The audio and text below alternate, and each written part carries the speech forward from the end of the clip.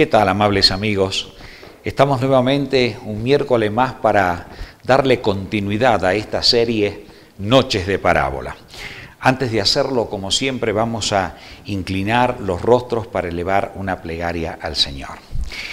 Querido Padre que estás en los cielos, gracias infinita una vez más por permitirnos estar aquí reunidos para estudiar tu santa palabra. Bendícenos a todos en el nombre de Jesús. Amén. En esta noche vamos a estudiar una de las parábolas que el Señor Jesucristo la enseñó y en el fondo de la misma y por el contexto histórico en el cual Él lo presenta, nos damos cuenta que es una parábola que está dirigida muy especialmente a los hijos de Dios que vivirían las escenas finales de la historia de esta tierra antes que el Señor Jesucristo vuelva en gloria y majestad como Él lo prometió. Vamos a leerla primeramente. Está en el Evangelio de Lucas, el capítulo 18, desde el versículo 1 al 8. Dice así: También les refirió Jesús una parábola sobre la necesidad de orar siempre y no desmayar, diciendo: había en una ciudad un juez que ni temía a Dios ni respetaba a hombre. Había también en aquella ciudad una viuda, la cual venía a él diciendo: hazme justicia de mi adversario. Y él no quiso por algún tiempo, pero después de esto dijo dentro de sí: aunque ni temo a Dios, ni tengo respeto a hombre, sin embargo, porque esta viuda me es molesta, le haré justicia. No sea que viniendo de continuo me agote la paciencia. Y dijo el Señor: oíd lo que dijo el juez injusto. ¿Y acaso Dios no hará justicia a sus escogidos que claman a Él día y noche? ¿Se tardará en responderles? Os digo que pronto les hará justicia. Pero cuando venga el Hijo del Hombre, ¿hallará fe en la tierra? Saben que esta parábola el Señor Jesús la presenta después de haber estado hablando a los discípulos acerca de las escenas finales que iba a haber en la tierra, en base a las preguntas que ellos les formularon acerca de qué señales habría antes de su venida y del fin del mundo. Acá en el Evangelio de Lucas, en el capítulo 17, nosotros encontramos algunas de las respuestas que el Señor Jesucristo le dio que se combinan perfectamente en los 4 evangelios. Pero acá lo dice así, desde el versículo 26 en adelante. Como fue en los días de Noé, así también será en los días del Hijo del Hombre. Comían, bebían, se casaban y se daban en casamiento hasta el día en que entró Noé en el arca y vino el diluvio y lo destruyó a todos. Asimismo, como sucedió en los días de Lot, comían, bebían, compraban, vendían, plantaban, edificaban. Mas el día en que Lot salió de Sodoma, llovió del cielo fuego y azufre y lo destruyó a todos. Así será el día en que el Hijo del Hombre se manifieste. O sea, el Señor Jesucristo está presentando en primer lugar, antes de dar esta parábola, está presentando el carácter de los hombres que vivirían en la tierra antes que Él vuelva. Y para comparar la dimensión de esos caracteres, Él está poniendo como ejemplo las personas que vivieron antes del diluvio universal, o las personas que vivieron en las ciudades de la llanura, Sodoma y Gomorra, antes que fueran destruidas por fuego y azufre. La pregunta es, ¿y cuál era el carácter de estas personas que vivieron en esa época histórica, donde Dios tuvo que ejecutar un juicio de gran magnitud? Cuando nosotros vamos al libro del Génesis, en el capítulo 6 del mismo, allí nos encontramos en primer lugar con el verso 5. Dice: y vio Jehová que la maldad de los hombres era mucha en la tierra, y que todo designio de los pensamientos del corazón de ellos era de continuo solamente el mal. Difícilmente podría el lenguaje humano buscar una expresión más vívida para mostrar la realidad del carácter de aquellos hombres. Toda la naturaleza humana estaba corrompida. En otras palabras, como decimos comúnmente, la corrupción estaba hasta la médula del ser humano. Acá dice que todo designio del pensamiento del corazón de ellos era de continuo hacia el mal. Si seguimos un poco más adelante, en el verso 11 en adelante leemos: y se corrompió la tierra delante de Dios, y estaba la tierra llena de violencia. Y miró Dios la tierra, y aquí que estaba toda corrompida, porque toda carne había corrompido su camino sobre la tierra. ¡Qué tremendo! O sea, la naturaleza humana estaba en su infancia, por así decirla, si es que computamos el tiempo desde el Génesis, el momento de la creación del hombre, y sin embargo había llegado a tal estado de degradación que Dios decidió exterminar en gran medida a la raza humana. Por supuesto que no lo hizo sin antes emplear, como siempre, su misericordia. Durante 120 años, Noé predicó el mensaje de redención para esa raza. Pero lamentablemente fueron muy pocos los que quisieron alcanzar la salvación en aquella ocasión. Cuando el Señor Jesucristo presenta el problema, en Mateo capítulo 15, el Señor dice de dónde proviene el problema del ser humano. En el Evangelio de Mateo, el capítulo 15, dice allí el Señor Jesucristo en los versos 18 y 19, pero lo que sale de la boca, del corazón sale, y esto contamina al hombre. Porque del corazón salen los malos pensamientos, los homicidios, los adulterios, las fornicaciones, los hurtos, los falsos testimonios, la blasfemia. Estas cosas son las que contaminan al hombre. O sea, cuando el ser humano permite que su naturaleza, sus pensamientos, su mente, sus sentimientos, sus emociones estén contaminadas por el mal, lamentablemente es una fuente de contaminación para los demás. Y eso había pasado con los antediluvianos. Todos los medios de información o comunicación de aquel entonces estaban direccionados hacia lo malo, hacia lo negativo.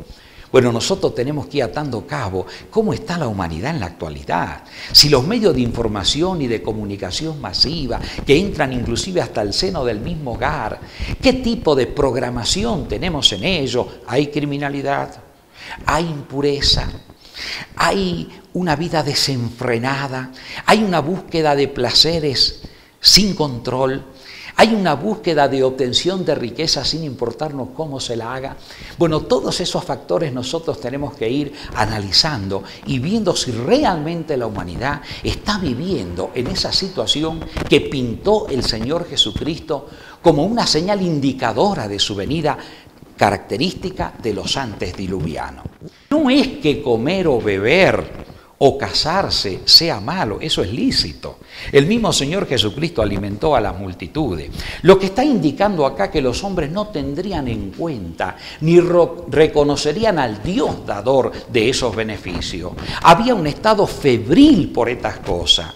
O sea, los seres humanos se verían envueltos en una situación donde realmente la búsqueda de estas cosas constituirían la máxima en su vida cotidiana y práctica.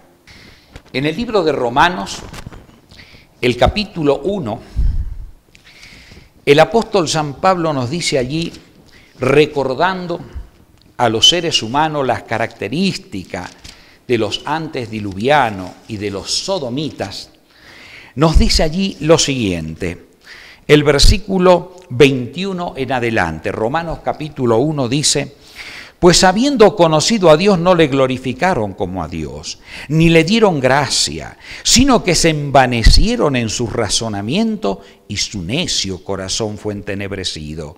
Profesando ser sabios se hicieron necios.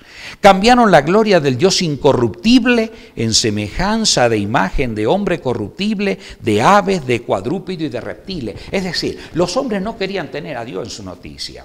Y comenzaron a argumentar y a razonar acerca de su origen, como hoy en día ocurre. Una gran cantidad de las disciplinas científicas nos están señalando que el hombre es origen de una forma de evolución de las formas bajas de la vida vegetal y animal.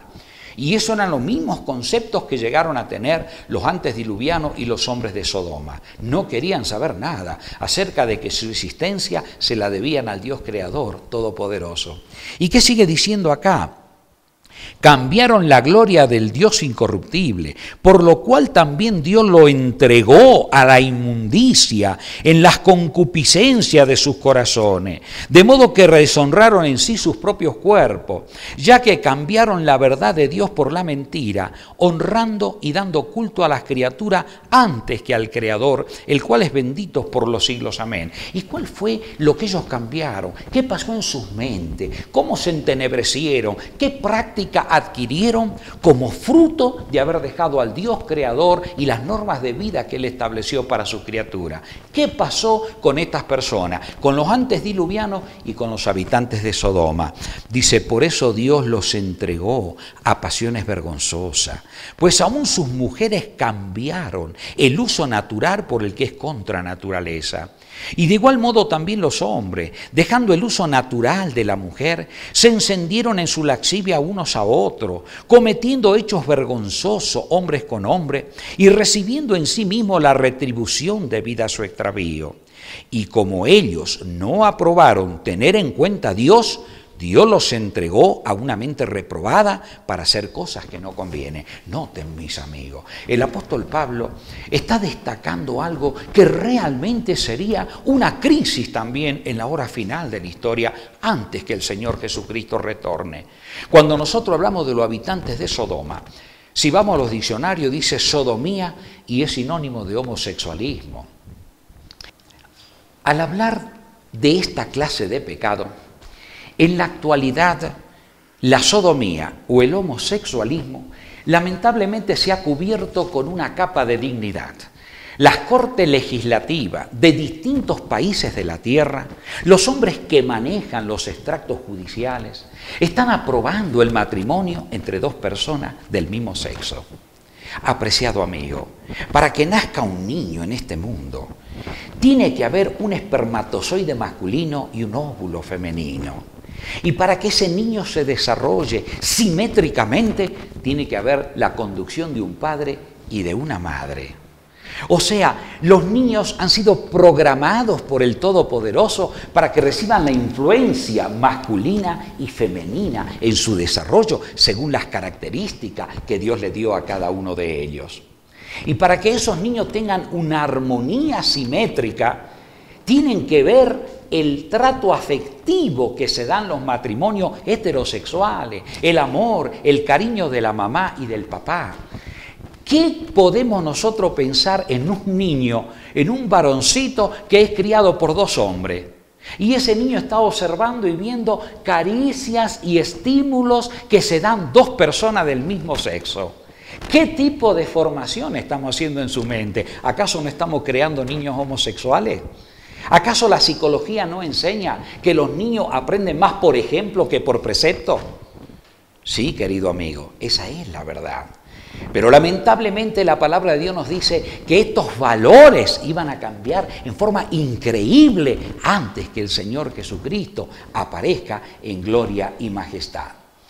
¿Qué nos dice la palabra de Dios con respecto a las características, tomando tanto los antediluvianos en su estado febril por adquisición de bienes, por casamientos, no porque el casamiento esté mal, dice se casarán y se darán en casamiento, es decir, el valor del matrimonio sería lamentablemente destruido. Hoy nos casamos, mañana nos descasamos, nos volvemos a casar, si no nos gusta, volvemos a casarnos. Ese es el estilo de vida que lamentablemente se está dando en gran escala en la faz de la tierra.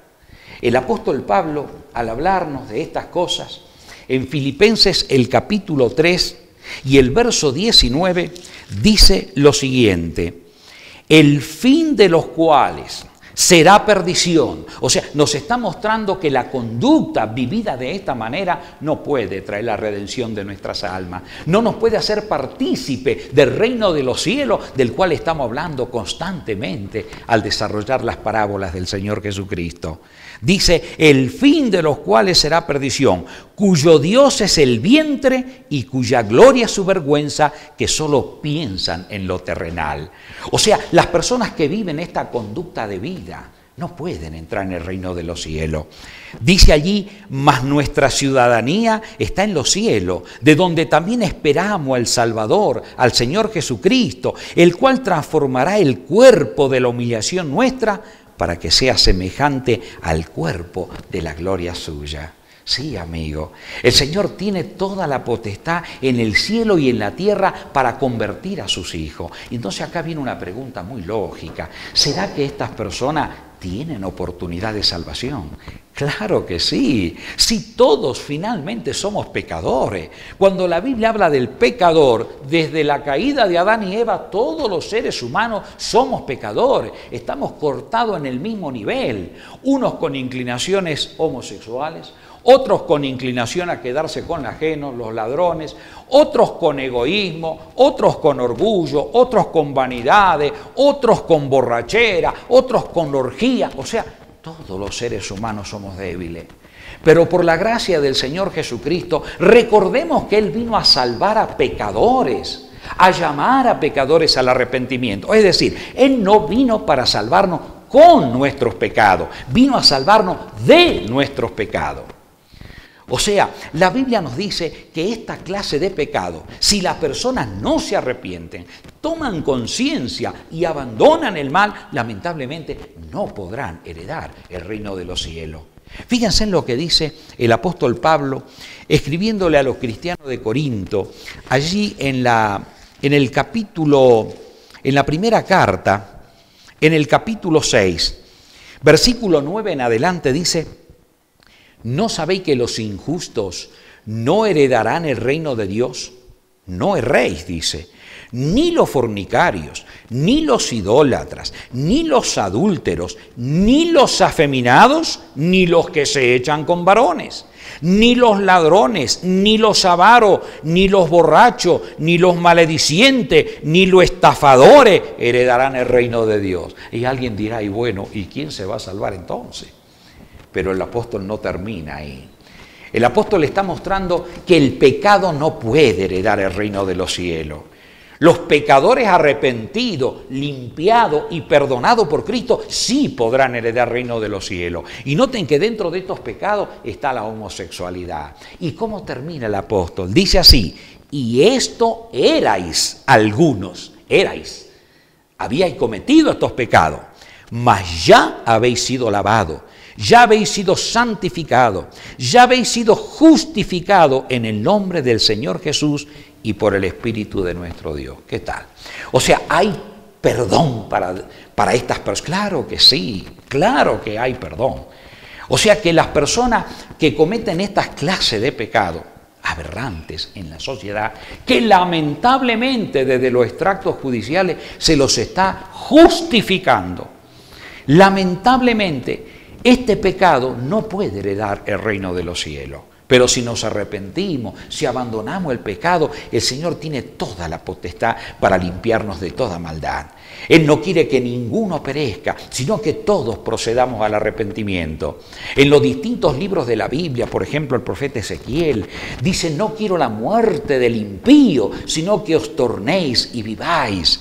O sea, la misericordia de Dios es la que está llamando a pecadores al arrepentimiento. Pero de ninguna manera, mis amigos, como algunos tratan de justificar.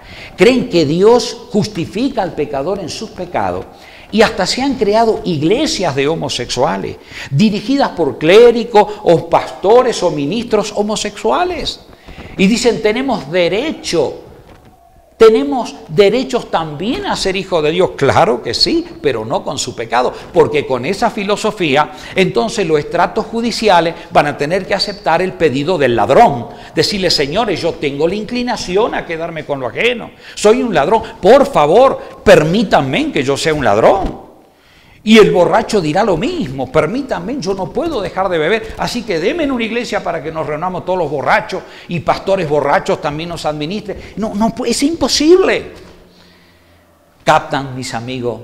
No podemos entrar al reino de los cielos con nuestros pecados, pero por la justicia de Cristo, por el perdón divino, por la misericordia de Él, sí podemos entrar. El profeta Isaías, al hablar acerca de las distintas dimensiones de pecado, nos dice allí en el capítulo 1 de su libro, llamándonos a la reflexión lo siguiente, verso 16 en adelante.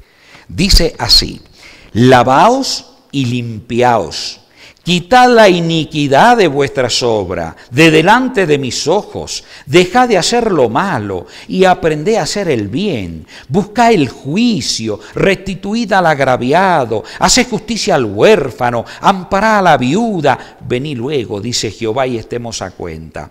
Si vuestros pecados fueren como la grana, como la nieve serán emblanquecidos, y si fueren rojos como el carmesí, vendrán a ser como blanca lana. ¡Qué hermoso! El Señor dice, dejemos de hacer lo malo, abandonemos el pecado. Hay poder en Jesucristo para lograr la victoria sobre Él en mi carne. Él dijo, toda potestad me dada en los cielos y en la tierra. Venid a mí los que estáis trabajados y cargados, que yo os haré descansar. El Señor tiene toda la potestad para liberarnos del pecado y del poder del pecado en nuestras conciencias, en nuestras mentes, en nuestras emociones. Ese es el poder del Evangelio Redentor de nuestro Señor Jesucristo.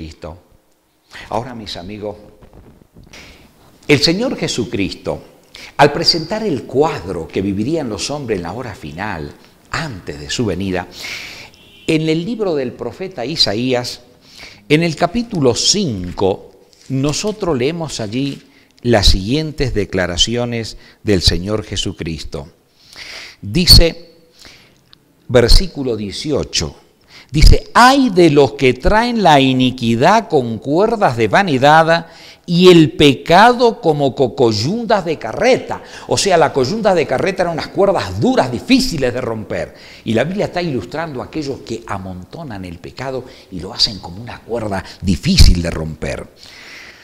Dice el versículo 20, ay de a lo que a lo malo dicen bueno y a lo bueno malo, que hacen de la luz tiniebla y de las tinieblas luz. Dice que ponen lo amargo por dulce y lo dulce por amargo. El versículo 23 dice, los que justifican al impío mediante cohecho y al justo quitan su derecho. O sea, ¿qué es lo que el Señor quiere presentar?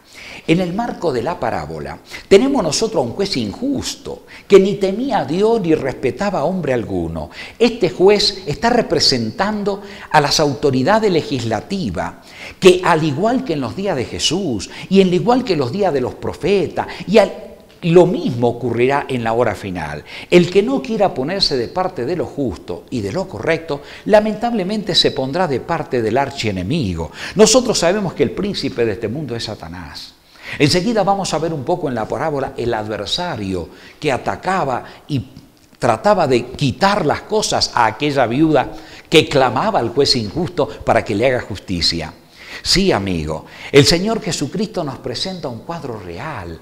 Cuando los seres humanos que se han preparado para ministrar la justicia y todavía más en el momento de ir a hacer el juramento para ocupar un cargo dentro de la nación a la cual pertenecen, juran sobre el sagrado libro de Dios, sobre la Santa Biblia, no juran sobre otro libro.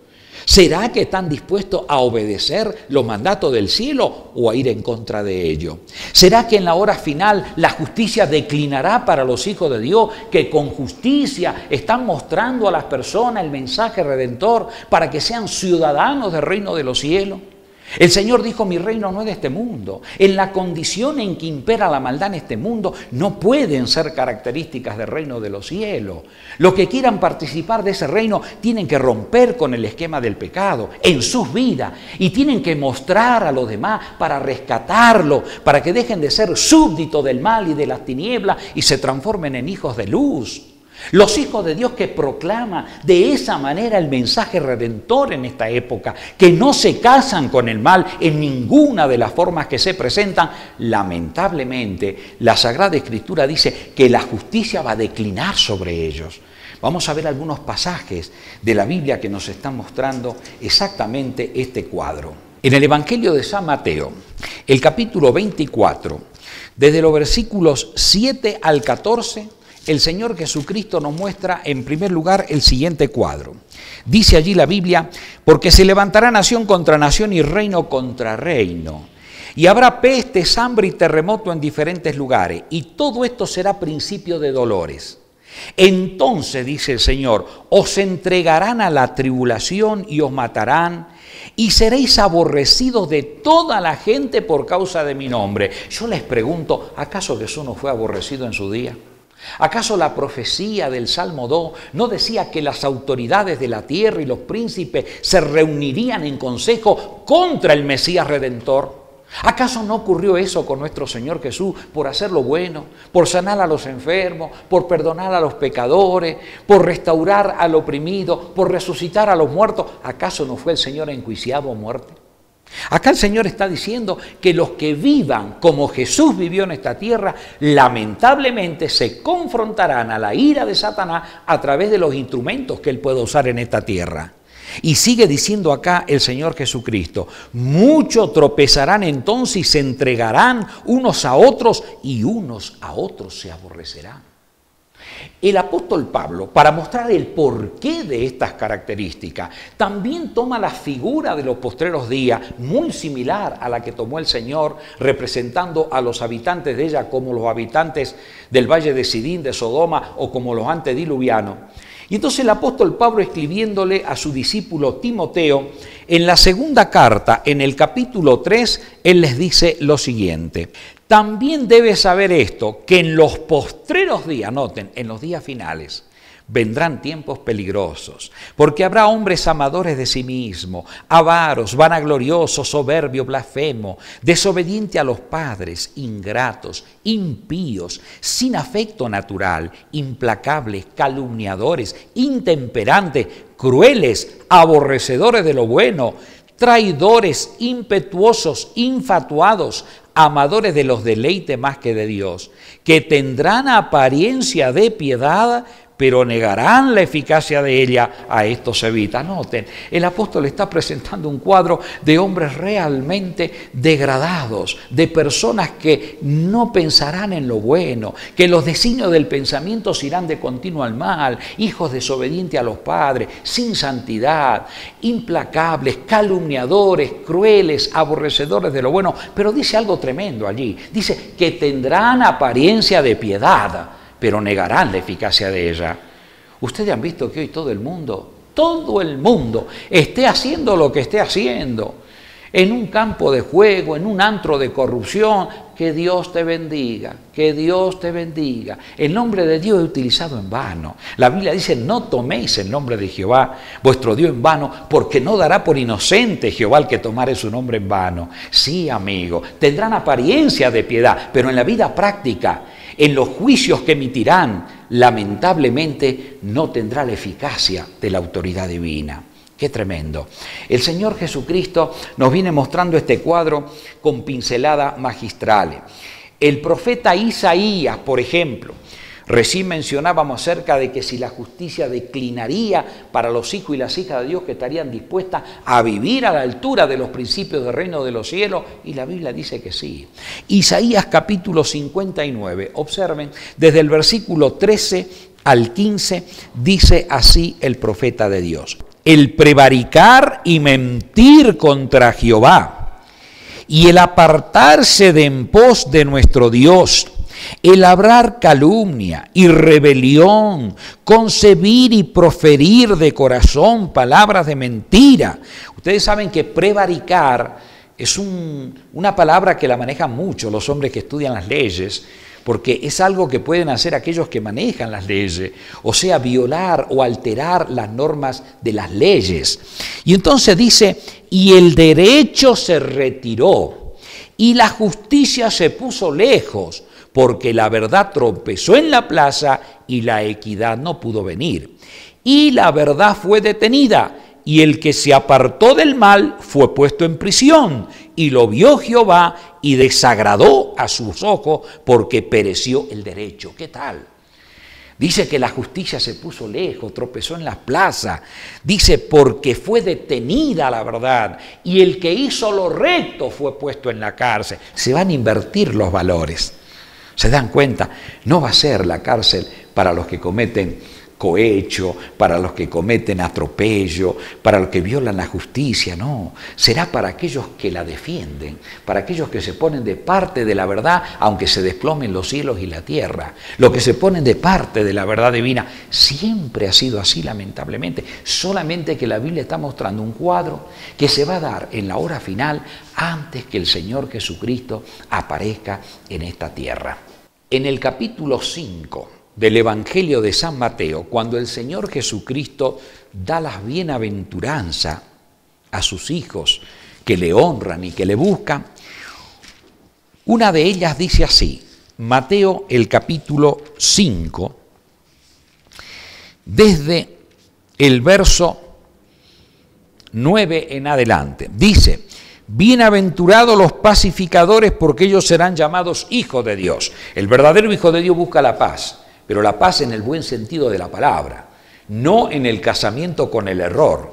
Y entonces sigue diciendo, bienaventurados los que padecen persecución por causa de la justicia, porque de ellos es el reino de los cielos.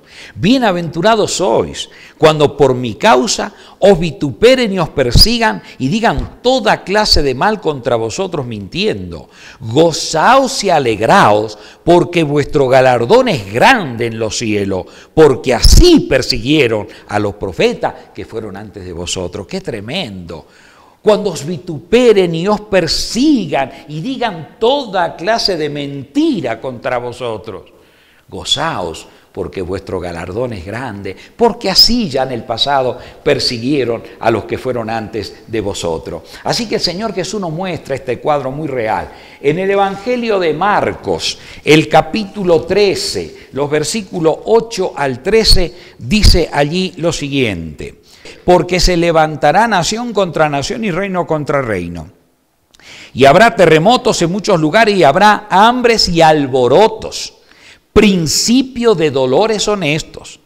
Pero mirad, dice el Señor, por vosotros mismos, porque os entregarán a los concilios y en las sinagogas os azotarán y delante de gobernantes y de reyes os llevarán por causa de mí para testimonio a ellos.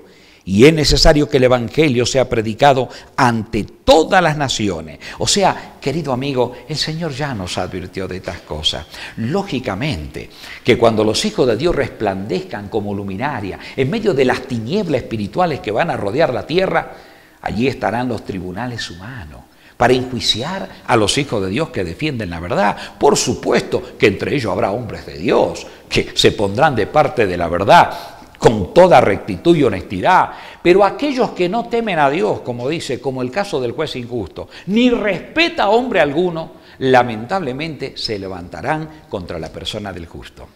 Así que yendo a la raíz misma de la parábola, volviendo al pensamiento de ella, dice acá que había un juez injusto. Estamos en Lucas capítulo 18, ¿verdad?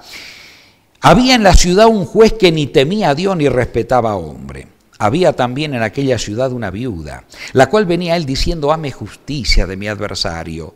Y él no quiso por algún tiempo, pero después de esto dijo dentro de sí: aunque ni temo a Dios, ni tengo respeto a hombre, sin embargo, porque esta viuda me es molesta, le haré justicia, no sea que viniendo de continuo me agote la paciencia. O sea, este juez en esta ciudad y esta viuda, seguramente la pobre mujer habrá perdido a su esposo joven.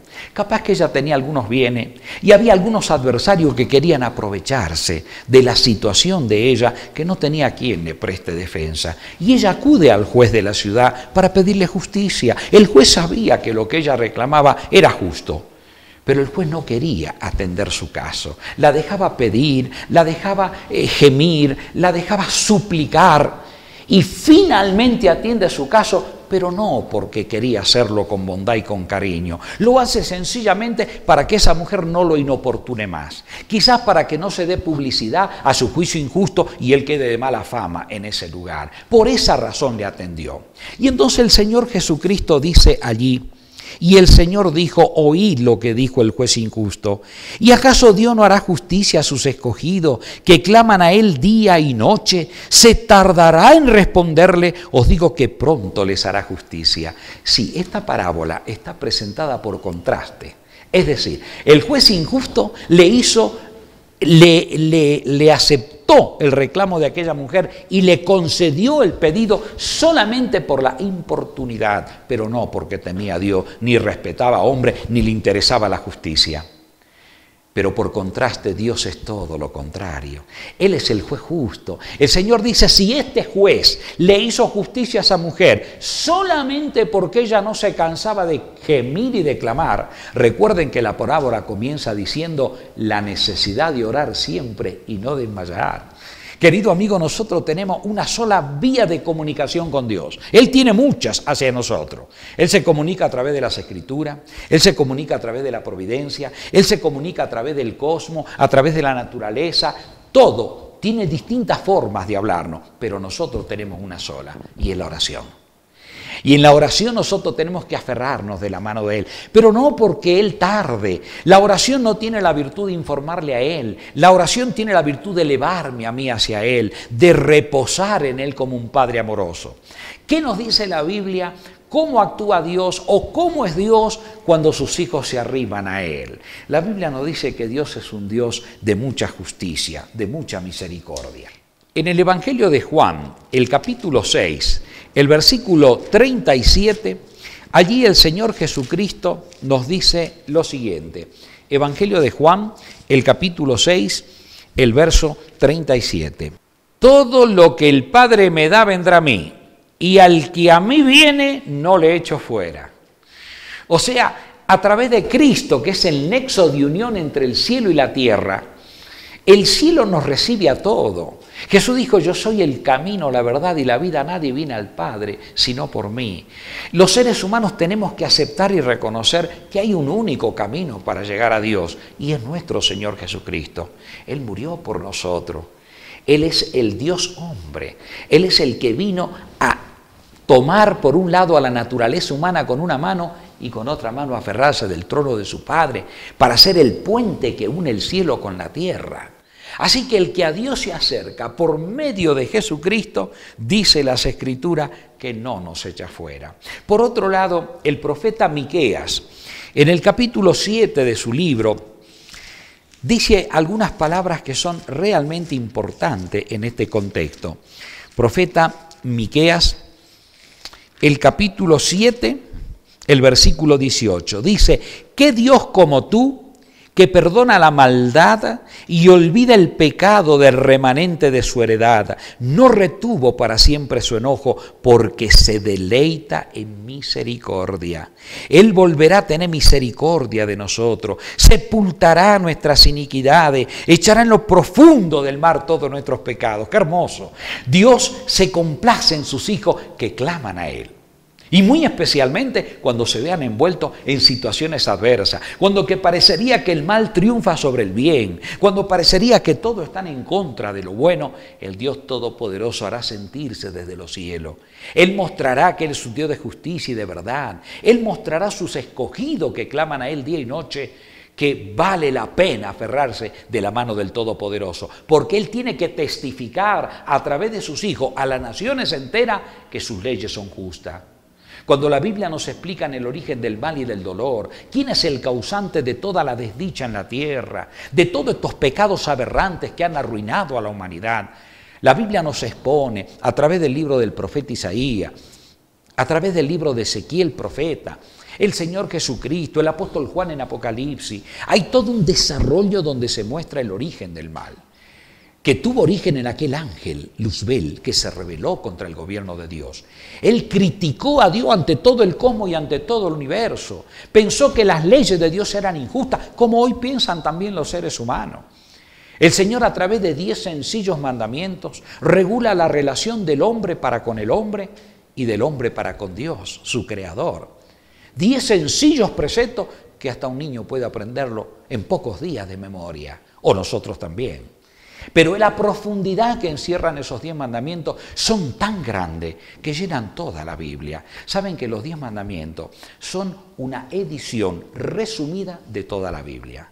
Y toda la Biblia es una edición no resumida de los 10 mandamientos, de los principios que emanan de ello.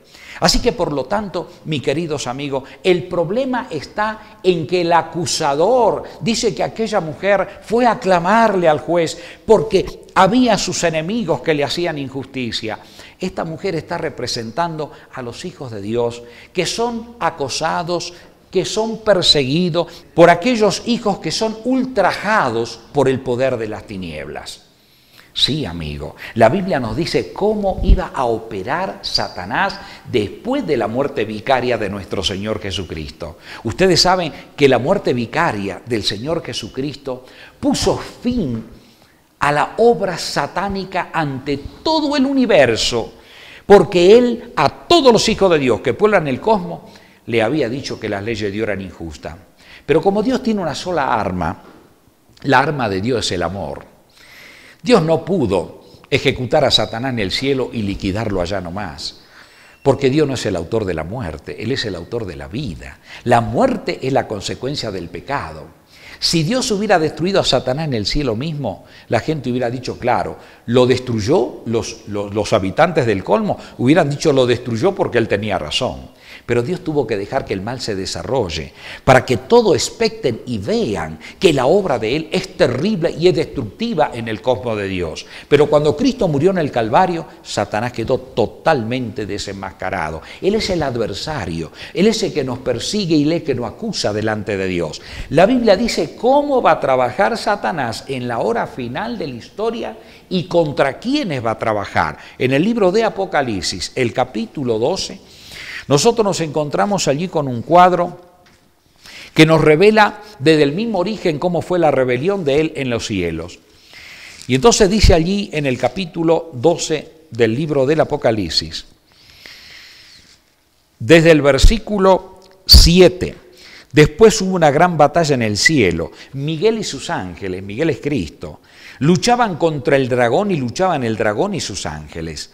Pero no prevalecieron ni se halló ya lugar para ellos en el cielo. Y fue lanzado fuera el gran dragón, la serpiente antigua que se llama Diablo y Satanás, el cual engaña al mundo entero, fue arrojado a la tierra y sus ángeles fueron arrojados con él. Noten que él está en la tierra y dice que él engaña al mundo entero. Él tiene mecanismo para alcanzar a todos los seres humanos y tratar de lograr que ellos sigan su principio del mal. Entonces dice, oí una gran voz del cielo que decía, ahora ha venido la salvación, el poder y el reino de nuestro Dios y la autoridad de su Cristo, porque ha sido lanzado fuera el acusador de nuestros hermanos, el que lo acusaba delante de nuestro Dios día y noche, y ellos le han vencido por medio de la sangre del Cordero y de la palabra del testimonio de ellos, y nos menospreciaron sus vidas hasta la muerte. Y dice, por lo cual alegraos cielo y los que moráis en ellos. Satanás no tiene más nada que hacer con los habitantes del cosmos. Pero ay de los moradores de la tierra y del mar, porque el diablo ha descendido a vosotros con gran ira, sabiendo que tiene poco tiempo. ¿Y cómo actúa él y contra quién actúa? El verso 17 es clave. Entonces el dragón se llenó de ira contra la mujer. La mujer es símbolo de la iglesia. Ya hemos visto en otra de las parábolas. Una mujer pura representa a una mujer, a una iglesia que mantiene la pureza de la verdad, y una mujer corrompida o ramera representa a la iglesia apóstata que se corrompe de esa verdad. Entonces sigue diciendo, se fue a hacer guerra contra el resto de la descendencia de ella, el residuo, lo final, lo que queda de la iglesia. Los que guardan los mandamientos de Dios y tienen el testimonio de Jesucristo. Sí, mis amigos, el diablo es astuto. Él va a trabajar contra aquellos que quieren hacer respetar la ley de Dios, los principios de las sociedades de esta tierra, los principios que emanan de la palabra de Dios, son los que conservan a nuestra familia, a nuestros hogares, a nuestros hijos, de toda la influencia del mal. Y por supuesto que el dragón se airará fuertemente contra ellos. En la parábola el Señor Jesucristo, volviendo al tema de juez injusto, nos dice la Biblia en el Salmo 118, versículo 8 y versículo 9 lo siguiente: mejor es confiar en Jehová que confiar en el hombre, mejor es confiar en Jehová que confiar en el príncipe. Sí, mis amigos, cuando tenemos la absoluta dependencia de Dios, tenemos toda la autoridad que Él nos confiere. Otro pasaje importante es el del libro de Salmo, el capítulo 50, el versículo 15. Allí leemos nosotros lo siguiente: e invócame en el día de la angustia, te libraré y tú me honrarás. Qué hermoso. Invócame en el día de la angustia, dice el Señor. Dice, te libraré y tú me honrarás. Saben, mis amigos, el Señor Jesucristo, aparte de ser nuestro abogado intercesor ante el Padre, aparte de ser el mediador divino humano, el Señor Jesucristo, el Padre Eterno, le dio la potestad de ser juez también. Por eso es que cuando Él venga, la Biblia dice que viene como Rey de Reyes, como Señor de Señores. Pero en este momento el Señor Jesucristo es el juez justo. ¿Saben que eso lo dijo el mismo Señor Jesucristo? Busquemos en la Biblia el Evangelio de Juan, capítulo 5, versículos 21 al 22. Evangelio de Juan, el capítulo 5, versículos 21 al 22. Allí leemos nosotros la siguiente declaración del Señor Jesucristo: porque como el Padre levanta a los muertos y les da vida, así también el Hijo a los que quiere da vida. Porque el Padre a nadie juzga, sino que todo el juicio dio al Hijo. Tremendo. O sea que nuestro Señor Jesucristo es el juez justo. El Padre lo es y el Hijo lo es. O sea que realmente, si nosotros estamos pasando por graves pruebas y dificultades, cualquiera sea la adversidad que nos toque vivir, como le pasó a los hijos de Dios en todas las dispensaciones, la enseñanza de la parábola tenía una lección que iba a ser de beneficio para todos los hijos que fueran injustamente tratados. Pero el Señor está enfocando a la hora final de la historia. Es por eso que debemos aferrarnos de la mano del Todopoderoso. No debemos soltarnos de la mano de nuestro Señor Jesucristo. Él es el que habitará medio para saber cómo nos conduciremos en la hora final frente a estas crisis. Y el último pasaje de esta parábola, el Señor dice en el verso 8, os digo que pronto les hará justicia, pero cuando venga el Hijo del Hombre, ¿hallará fe en la tierra? ¿Se dan cuenta que la parábola está dirigida a la fase final? Cuando venga el Hijo del Hombre, ¿hallará fe en la tierra? El Señor sabe que muchos son llamados, pero pocos los escogidos. Por eso la Biblia dice, entrad por la puerta estrecha, porque ancho y espacioso es el camino que lleva a la perdición, y muchos son los que entran por él. Pero estrecha la puerta y angosto el camino que lleva a la vida, y pocos son los que la hallan. Apreciado amigo, que Dios te bendiga. No importa la prueba o la dificultad que tú tengas que pasar en esta tierra, no importa cuánta injusticia se te haga, si tú eres recto, si tú vives a la altura de la verdad divina, si vives para honrar a tu Padre Celestial y para vivir a la luz que emana de esa ley divina, no temas en nada lo que te pueda ocurrir. El Todopoderoso dice que Él estará conmigo, aún en los momentos de máxima tribulación. Que esta parábola tenga una lección objetiva, para que como aquella viuda clamemos y gimamos, porque no le clamamos al juez injusto, le clamamos al juez justo, al que conoce y comprende nuestra realidad, y Él tendrá toda la potestad para saber cómo dirigirá nuestra vida en esta fase final de la historia. Que Dios te bendiga y me bendiga a mí, es mi deseo y mi oración. Amén.